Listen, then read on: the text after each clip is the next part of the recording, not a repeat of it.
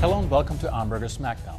I'm your host, Christoph Amberger, and we're here to throw a Darwinian light at immigration. Ever so often, people from the old country hit me up for advice.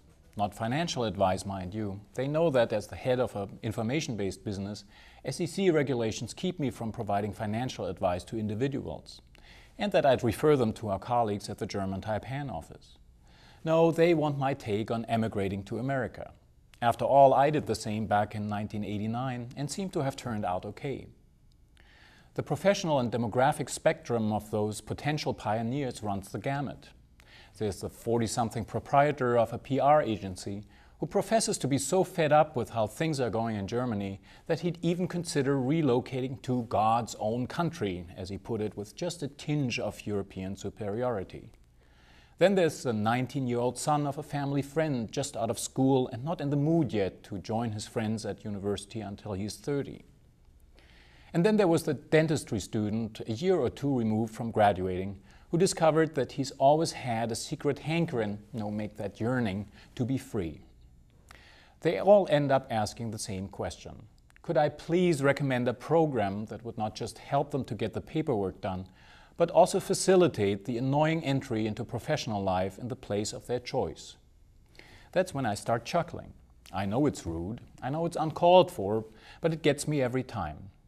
Our friend the dentist-to-be added another humorous wrinkle to the standard stand-up. Since he's receiving his training in Germany on the taxpayer's Pfennig, he wanted to know if there are stipends or subsidies he could apply for to finish his degree at an American dental school. Free, of course.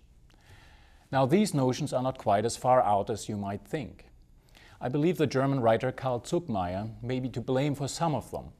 He once wrote a book detailing his family's experience as a chicken farmer in the States during the 1940s, which actually makes it sound like there was a kind of government-sponsored program that would help select immigrants populate particularly remote areas. When I'm done laughing, I compose myself and write them back. I tell them that to my knowledge, they're on their own. There is no government program soliciting immigration. To the contrary, there are plenty of movements trying to curtail it. It's up to their individual ambition, drive, and perseverance, not just to wage the paper war, but also to find a job, buy a home, and make a living. To my friend the dental student, I had to admit that I knew of no special subsidies to put well-to-do middle-class white boys through dental school, since Americans are expected to pay their own way. It's like in the old student drinking song I like to tell them. In the black whale of Ascalon, they do not honor profits, and who wants to live there happily pays cash for what he eats. But I think what gets to them most is when I point out that as immigrants, they might not be quite as sought after and special as they may think. After all, they'd be competing not just against the Yankee native, who typically has been working for his or her living since their early 20s, whereas their German peers really don't bother entering the workforce until they're 30. They also have to compete with all the highly trained Indians, Chinese, Eastern Europeans, and Africans who drive taxis and wash dishes despite having been brain surgeons in their home countries. That usually does it. At the mention of competition, their middle-class Central European American dream pops like a soap bubble. It is rare that I hear from them again directly. The young dentist now is a teaching assistant at his alma mater. The high school graduate is looking forward to graduating from university at around 2016, probably with a doctorate in business administration. He always had a wild streak. And my pal from PR is still fighting the German tax authorities. I wish them well.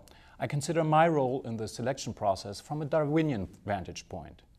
It's my contribution to weeding out the weak and not so overly ambitious. Call it a public service. They're better off not deviating from the European beaten path, and maybe should spend their euros on a nice long European-style vacation to Orlando, New York City, or San Francisco without committing to a life-changing decision. For TaipanFinancialNews.com, I'm Christoph Amberger, wishing you an adventurous week.